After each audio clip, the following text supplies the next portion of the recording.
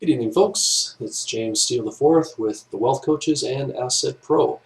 We're here today to talk about total asset privacy and impenetrable asset protection, as well as the ultimate estate planning tool. Our website is www.assetpro.ca, and you can also check us out at www.thewealthcoaches.com. What we're going to be talking about today is protecting your assets from lawsuits, creditors, bankruptcy, IRS and CRA, statutory fines, ID theft, medical calamity, estate taxes, probate fees, divorce, alimony, business failures, personal injury cases, car accidents, parental liability of children, and much more. All of these are threats to your wealth, and we're going to have to talk about how we can solve some of these threats. All right, so let's go into a quote by one of our favorites, is Noam Chomsky. The general population doesn't know what's happening and doesn't even know that it doesn't know. And one of the things he means by that is you cannot understand money and how to protect your assets until you understand the real world itself and what affects your life, your assets, and your protection strategy. So let's talk about what are some of the threats to your wealth right now. Well, one of the most common ones is inflation. It's really a hidden tax. It's the cost of goods and services going up for periods of time. And if you look back 100 years, a loaf of bread used to cost 5 cents, now it costs $5, and that's because of the devaluation, the purchasing power of the dollar. That is one of the most severe threats to your wealth, and most people don't even realize it's happening. Second, there's financial crises. These occur about every 7 to 10 years with fairly consistent regularity. And the last one occurred in 2007, 2008. It is now 2015. We are just on the verge of having another major financial crisis, and it could be a lot bigger than the next one. So that is a severe threat to your wealth. Theft. People can come in and rob you in your home, in your business. They can rob you in your bank account electronically, and they can create false identities and steal your identity, take out loans in your name, and that could cost you severely, not only from the actual money that's lost, but in trying to repair that credit. Government seizures of money. Most recently in Greece and Cyprus, bank accounts were raided by the governing parties, the banks, and called a bail-in. They actually took wealth from its citizens to cover the problems of the financial institutions. Lawsuits, extremely common in North America, growing very fast and more quickly in Canada as a percentage. We're going to talk about those today as well as taxes. So lawsuits and taxes, let's get into those. As far as lawsuits, these result from, number one, is from car accidents. Most of us have an insurance policy of $1 million liability coverage. Very few people have $2 to $5 million, and virtually nobody has anything more than that. Maybe businesses will insure their drivers for more than that, but generally the average person does not have coverage over $1 million. In an accident, both the owner and the driver will get sued, and the settlements will include expenses for such things as medical, property damage, lost earnings that occurred for the person while injured, as well as any future lost income if the person can no longer work for a period of time or forever. In car accidents, what is an average settlement? Well, high medical costs for permanently debilitating diseases can run $500,000. Aggravating circumstances on the accident, such as drinking and driving, reckless endangerment, stunting, another $300,000. Wage compensation, that could vary, but $315,000 seems to be on the high end of the average. Major head injuries can add an additional $100,000. Psychological compensation can add $50,000 more. Recoverable injuries, another $20,000. Pain and suffering, another $30,000. Should you happen to cause someone to be paralyzed from the waist down, paraplegic situation would run about $4.2 million settlement, and from the neck down, $12.5 million is a quadriplegic. Recently in Toronto, Canada, 2 males settled for $310,000 just for non-pecuniary charges. Both victims succumbed to severe brain injury as a result of the accident. One had to be placed in a halo and lost the strength of his senses. The other became paraplegic. Now, the future care for the victims, wages lost during and after recovery, management of their disabilities, and support for the victims' families all added to the settlement. Total compensation awarded in this case was $22 million. That's a far cry above the $1 million typical liability insurance policy that most of us carry. Now, where that money would come from is out of the sale of all of your assets over and above the $1 million the insurance would pay out, and from future income that you will earn from any and all sources. So you could literally be paying for this for the rest of your life. Number 2 threat to your wealth is divorce. Over 50% of all marriages do end in divorce. And right now, about 7,000 divorces occur every single day, 47,000 a week in North America. That's one divorce every 13 seconds. And you're more likely to get divorced if you've been married before. 41% of first marriages will end in divorce, 60% of second marriages, and 73% of third marriages will end in divorce. Divorce in the internet. 1/3 of divorce litigation is currently caused by online affairs. 54% of men do not believe that online affairs are adultery. 75% of men surveyed think it's okay to visit an adult website. And 30% of cyber affairs escalate from email to telephone calls and then finally to personal contact. There's sites on the internet right now catering to divorces, and one of the fastest growing niches in the online dating industry is net divorce. Celebrity divorce statistics. The most expensive divorce on record is Mel Gibson, $425 million. That's $500 million he had to pay as a result of that divorce. Zsa Zsa Gabor has had 29 marriages, and her current marriage has lasted for 27 years. And the shortest marriage was Britney Spears, who married her friend Jason Alexander for a mere 55 hours. In a divorce, it's emotionally trying and can be financially devastating as well. Now, according to the website maritalstatus.com, the average cost of divorce now runs about $20,000. You include legal fees and alimony payments to the division of assets and possible tax consequences, the cost can grow even higher. Financial consequences of divorce can set you back decades, and retirement plans are frequently decimated. Divorce after separation, of course, there will be 2 rents or mortgages, 2 sets of utility, insurance, cable, and grocery bills, spousal and child support, drop in combined income due to the stress, and capital gains disposition taxes on the assets that have to be sold. 2 legal teams to fund the both sides of the divorce could top $100,000, and the more disagreement over the assets, the higher the fees will go, of course, and the lawyers just love to bill those fees. Every day, nearly 7,000 people get divorced. That's 1 divorce every 13 seconds. The legal industry rakes in roughly $140 million every day in divorce fees. That's $51 billion a year. Very costly industry. A third threat to your wealth is tenant lawsuits. Landlords are the most frequently sued profession.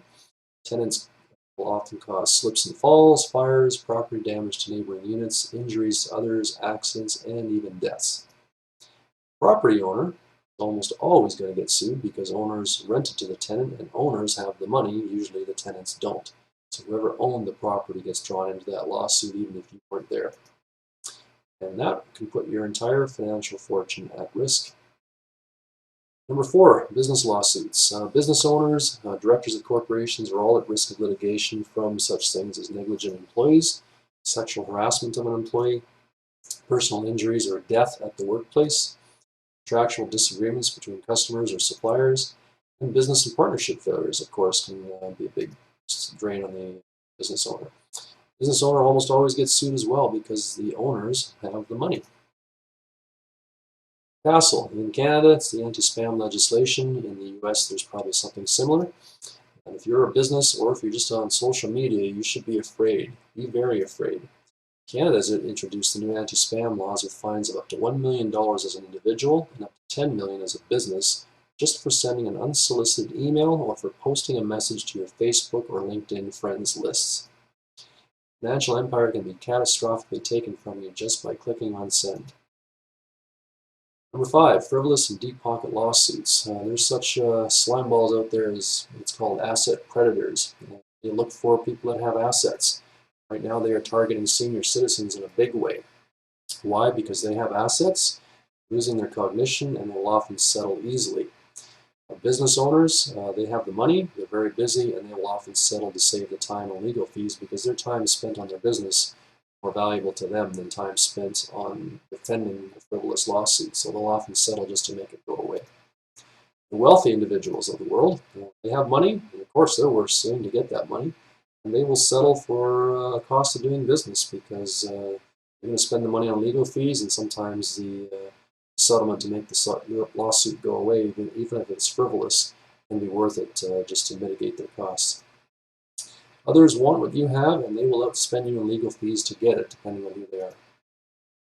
Number 6, other potential lawsuit instigators could be such things as dog bites. Your pet attacks someone, heaven forbid it happened to be a runway model whose livelihood is her legs, and that could cost you millions.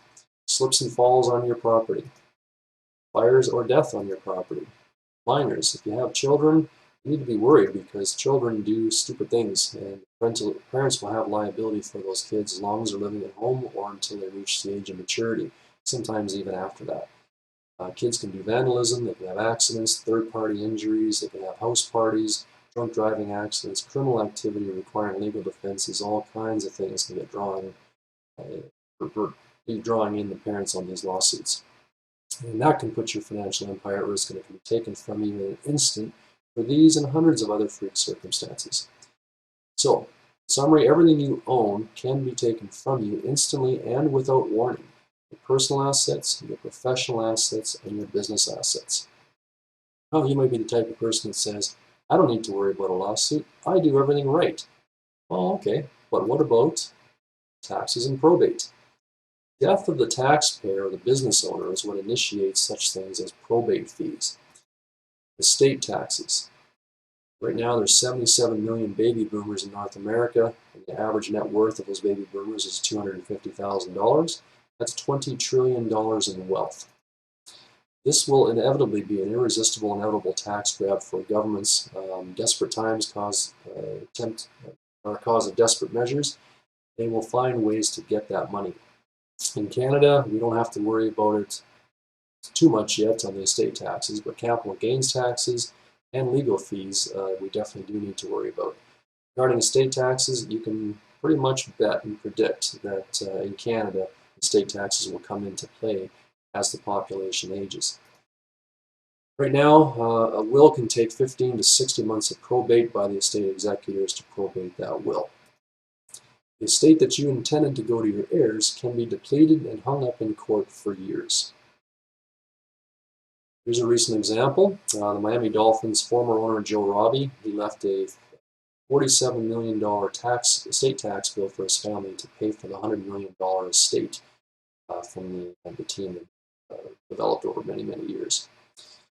On contrast, George Steinbrenner, the former owner of the New York Yankees, he bought the Major League Baseball team in 1973 for $10 million, and he died in July 2010.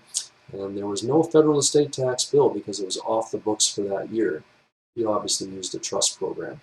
He was able to leave the team, valued by Forbes at $1.6 billion that year, to his family without the massive tax bill and, of course, the tie-up in probate court. As the Miami Dolphins owner found out, his family was dealing with it for 5 to 6 years, trying to unwind all the subsequent tax returns and further dispositions of capital assets that were required to pay the tax bills. So these are some of the threats to your wealth. Regardless whether you think they'll ever come at you, you have to be prepared in case they ever do. Here's a recent example, or an average example. Taxpayer in Canada, a $1 million estate. Probate fees will be roughly $10,000, legal fees another $16,000, so about $25,000 in total fees there. Capital gains taxes could be $50,000 to $250,000 on that estate. And the actual estate settlement time, again, can run from a year and 3 months to about 5 years or longer if the will is contested and fought over in court. So all of these are threats to your wealth, and we do have a solution for that.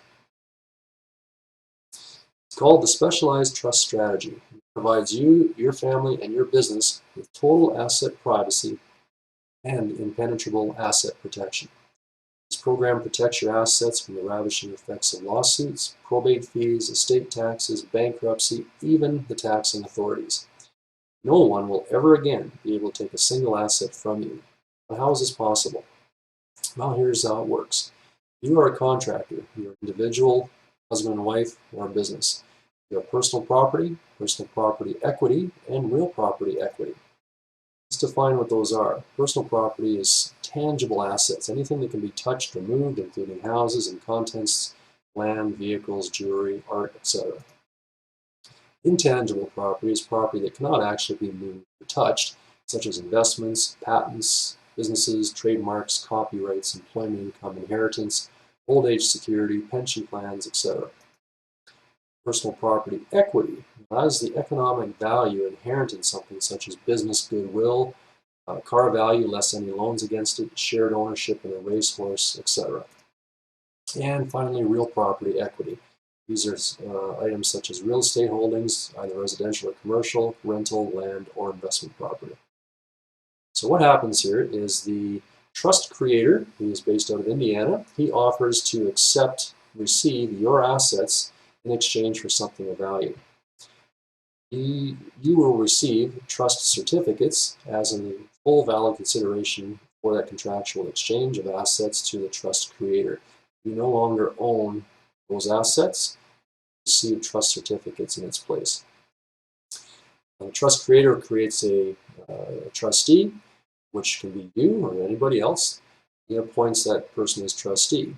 The trustees then take possession of those assets, and the trust is then authorized to create an LLC, or a limited liability corporation.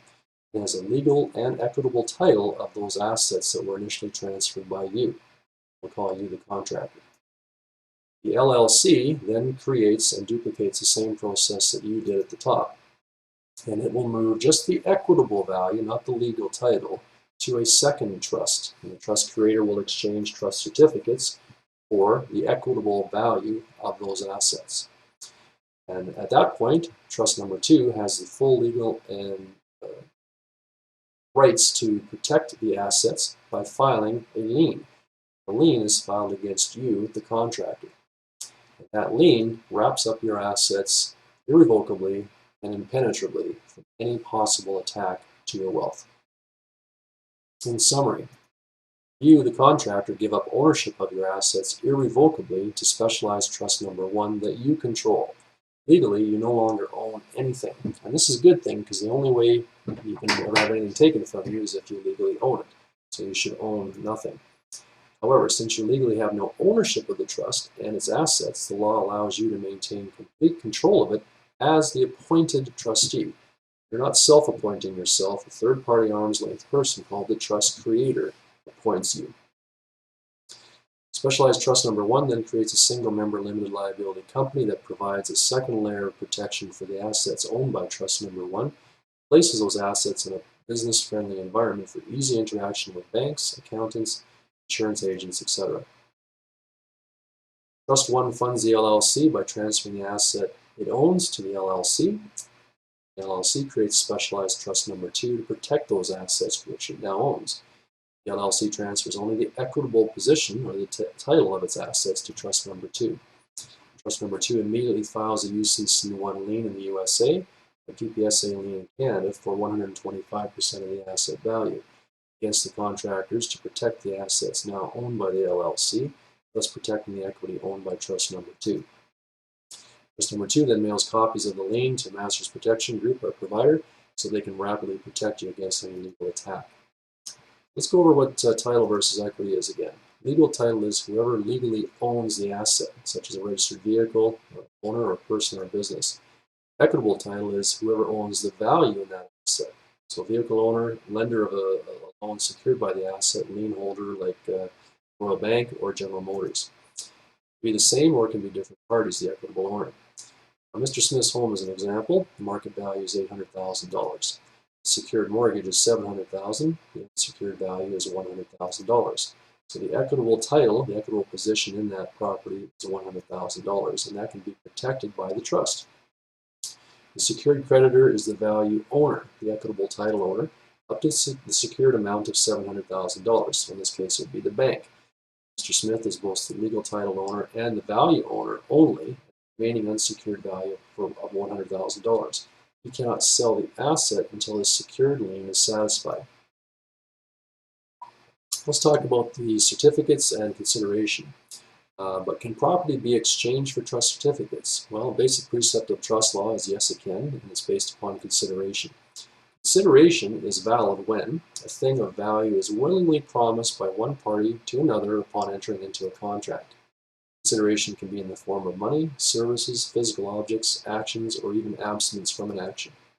There must be a promise by one party against the promise of the other party. For example, if a man agrees to sell his 5-bedroom mansion to his maid in exchange for her doing 3 months of housework, this is still valid consideration.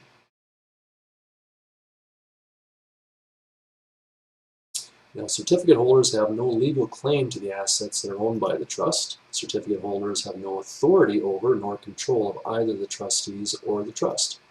Certificate holders have no guarantee of any dividends ever being paid to them.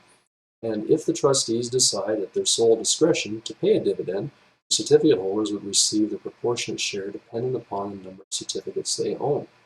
If the certificate holder should die, ownership of the certificates reverts back to the trust at the instant of their death. Now, the trust certificate holder and the trustees can be the same individual or different people, but they have distinct legal characteristics.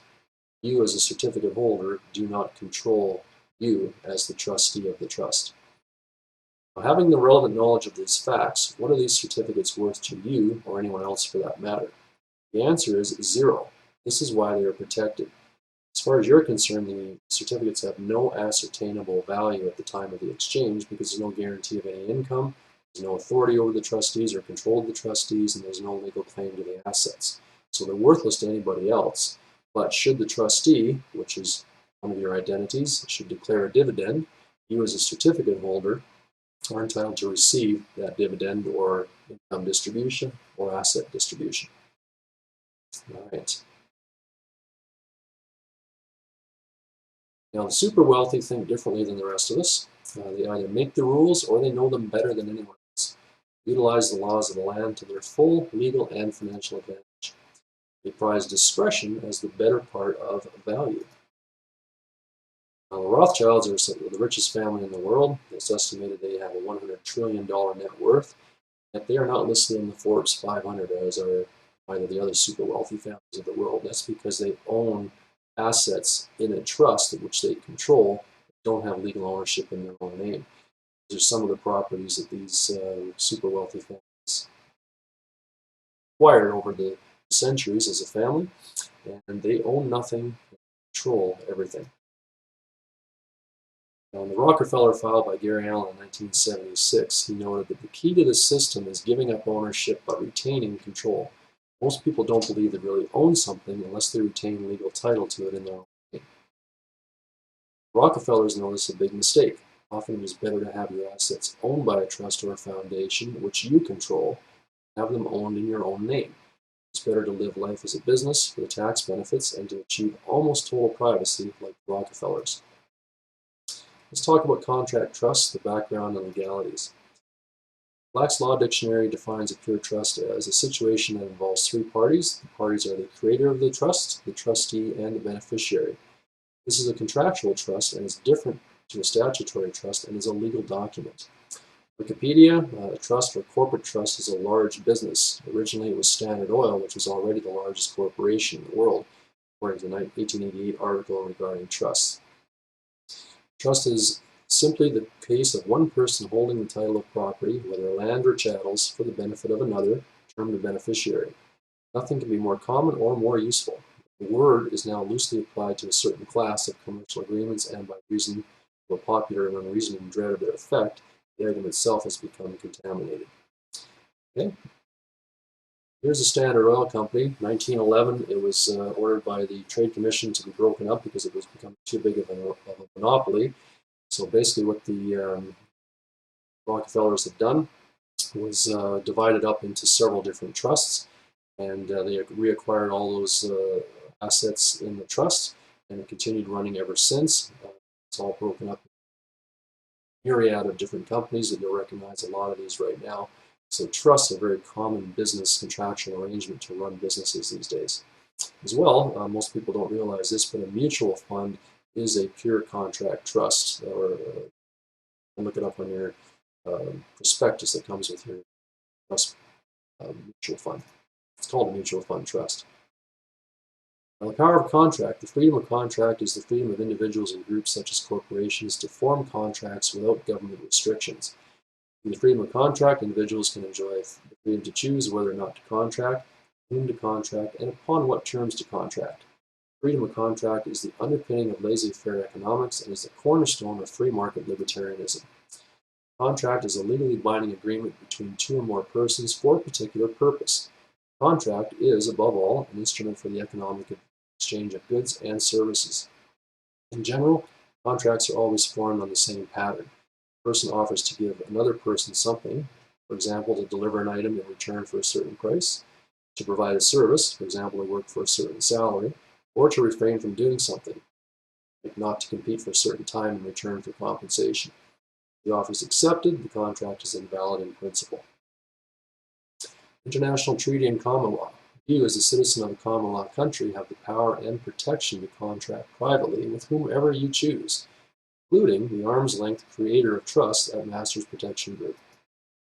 Based on international treaties adopted between English common law countries with jurisdiction over 2.6 billion people in the world, except China, North Korea, Iran, etc., Masters Protection Group has the constitutionally protected right to contract with you. In the U.S. Constitution, Article 1, Section 10, Paragraph 1, it states, in summary, no state shall pass any law impairing the obligation of contracts. That is very, very powerful.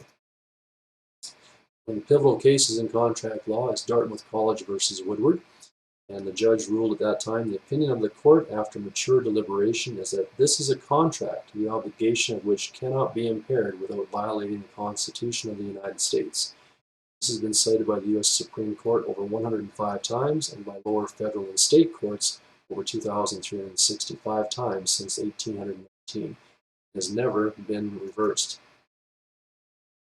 U.S. constitutional protection also affords a few other things. The Fourth Amendment prohibits unreasonable searches and seizures and requires any warrant to be judicially sanctioned and supported by probable cause. The Fifth Amendment says no person shall be compelled in any criminal case to be a witness against himself. In the documents within your trust, you have an oath of confidentiality that is signed. You cannot be compelled to speak about the trust in court because it could be against your best interest. And they're protected by the Fifth Amendment. The 14th Amendment says the due process clause of the 14th and 5th Amendments encompass identical doctrines of procedural due process and substantive due process, respecting guaranteeing a fair legal process when the government seeks to burden a person's protected interests in life, liberty, or property, and that the fundamental rights of citizens will not be encroached by government. Well, if you're in Canada, you may say, what does this all have to do with me? I'm proudly Canadian, eh? Well, let's look at some of the case law, business trusts, pure trusts, and contract trusts. The trust is an entity created by a private contractual agreement between private parties for personal reasons. It is not created according to the statutory laws of any state or province. It was originally known as a Massachusetts trust. It was created as a means of circumventing the restrictive rules and regulations of statutory entities, specifically corporations, and became known as a business trust. It was first referred to as a pure trust in the case of Heck versus Malley, where it said as long as the beneficiaries or trust certificate holders had no ownership in the assets owned by the trust and no control of the trustees. Massachusetts or business trust, which is also called a common law trust, is essentially a contractual business organization cast in the form of a trust.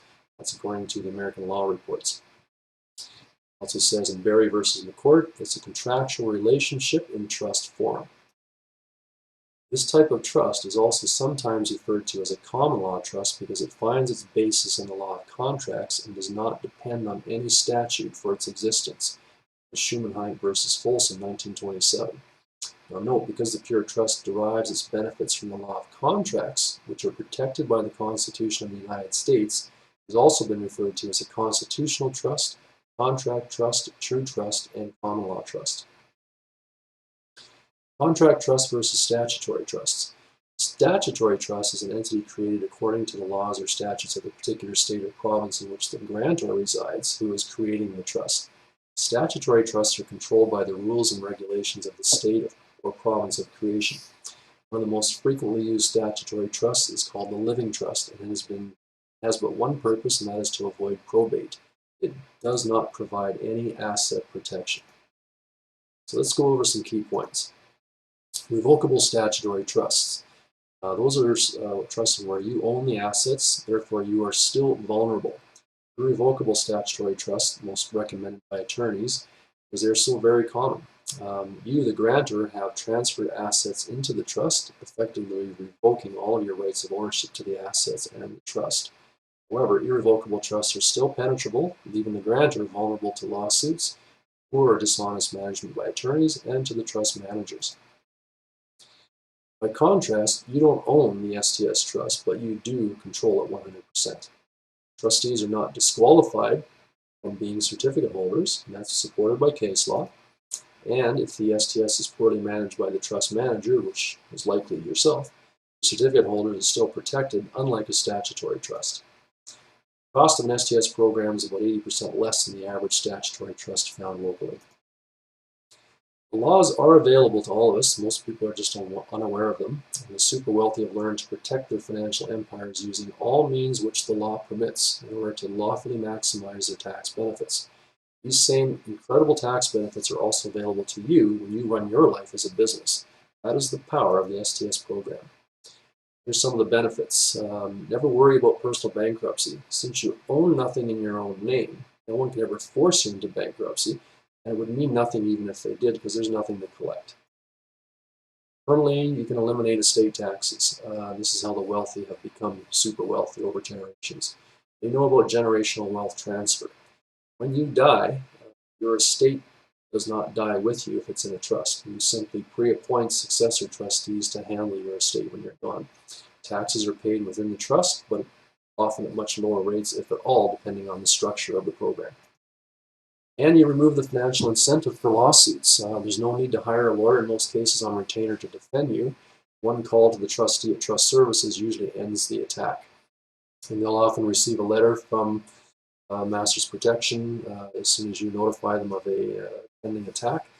The letter will state something to the effect that some time ago, for estate planning purposes, this person transferred all their assets irrevocably to this trust, and this person and Master's Protection is the trustee of that trust. The person no longer owns anything. That will stop the majority of attacks right in their tracks. Okay, you can replace your wills with an STS. A will is nothing but a ticket to probate. You want to eliminate your wills and beneficial designations once the trust program is set up, because otherwise that would draw your estate and the contract trust into potentially a probate situation. What we do is a simple pour-over will, which directs your heirs to the trust form documents to be executed. It also transfers any small little items that you might have acquired in your own personal name outside the trust, pours them into the trust at the time of your death so that there is nothing to probate.